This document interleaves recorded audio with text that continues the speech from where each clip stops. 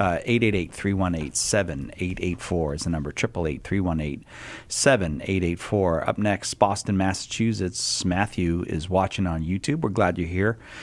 Matthew, go ahead with your question for Karlo. Sorry, I'm getting two messages while I'm talking to you. Go ahead, Matthew. Hey, so this question is actually for, I'm a Catholic, and I have one of my friends who's a Protestant. We always sort of go back and forth, but one of the reasons that she said that she would never join the Catholic Church is because of the opulence of the church. And I guess opulence is just the wealth, like the great wealth, the luxuriousness of the churches, compared to like other Protestant churches. And when she said that, I really didn't know how to respond besides, saying, obviously, like in the tabernacle, like Jesus is truly present there. Yeah. But that was all I really had. So I didn't know if you had any other answers for that. All right. Well, actually, I do. I have a chapter on this particular issue, Matthew, in my book, Prepare the Way. So, Sai, maybe we can send Matthew a copy of Prepare the Way. And in that chapter, I give you 3 strategies in how to help someone overcome this particular obstacle. I'll just list 2 of the 3 and then maybe give you a brief explanation of the third. So one strategy is you can put the numbers in context, and rather than get into the weeds and bore everybody with the numbers here, which would take us a little bit too long to do, I'm going to reference you to that chapter, and you can look at those numbers. And, the book was written in 2015, so some of the numbers might be different now, but those were the numbers present then in 2015. And then another strategy would be to point out that the Catholic Church actually does a great deal for the poor, right, with the wealth that it has.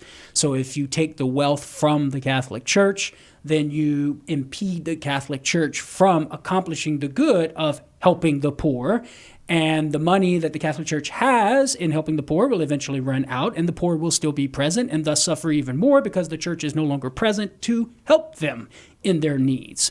So that would be another strategy. But here, I think what we can say, Matthew, is to try to help your friend understand that the church is a steward of its resources, directing those resources to both temporal and the spiritual good of the world. Think of it from just my perspective as a husband and a father, right? I have certain obligations toward my wife and my children.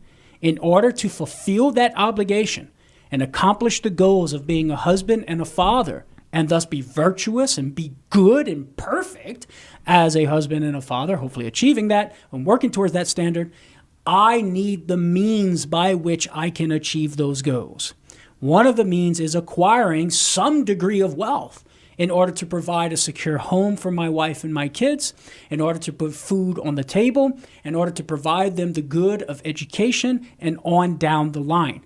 Analogously, the church is a mother. She has lots of children within the world, and the church has been entrusted with the good of her children and even the good of the world, both temporally and spiritually. And so the wealth that the church actually has is ordered to stewardship. It's ordered to further its mission to the world. So seminaries, right? We have good seminaries. The church invests in seminaries in order to have the best priests, to get the best possible training, in order to help souls, to help people come to Jesus Christ, to enlighten the mind, to empower the will. So we have this sort of practical aspect of the church's wealth, right? And think about this, Matthew. If we're going to follow that logic, church needs to get rid of all its wealth, give it to the poor.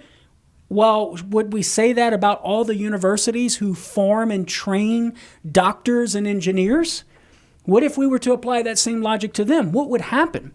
You would no longer have universities to train doctors and engineers, and thereby you would no longer have doctors saving people's lives. You would no longer have engineers constructing beautiful and safe bridges and buildings, etc. So you would lose a great amount of good by applying that logic to universities, secular universities. So too, similarly, if we apply that logic to the Catholic Church, a great amount of good would be lost, namely malformation of priests, and thereby malformation of people, and not being spiritually fed in the right way, and actually being led into error, which is not going to lead them to happiness, but is actually going to destroy their minds and thus destroy their hearts and possibly lead them to hell. So you can kind of see the snowball and how it begins to roll if we apply that logic and take away all of the Catholic Church's wealth.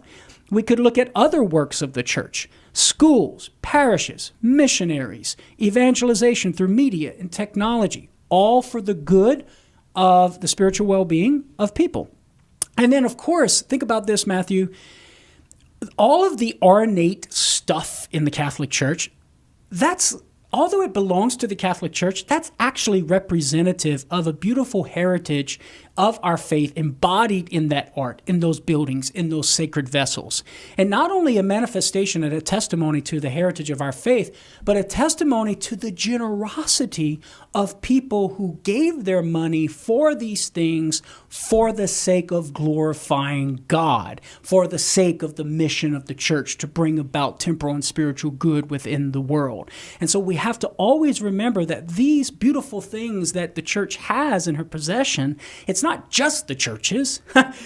It belongs to all of the people in our history who donated their entire, work, blood, sweat, and tears to give the church those things for the sake of her mission and glorifying God in her worship and representing to us the truth about the majesty of God and the truth about the divine realities we're celebrating, and also the temporal and spiritual good of the church. So I think those are ways in which we can begin to help someone see, hey, listen, we take all the wealth from the church, you no longer have help for the poor, you no longer have health care in its hospitals, leaving thousands of people to fend for themselves.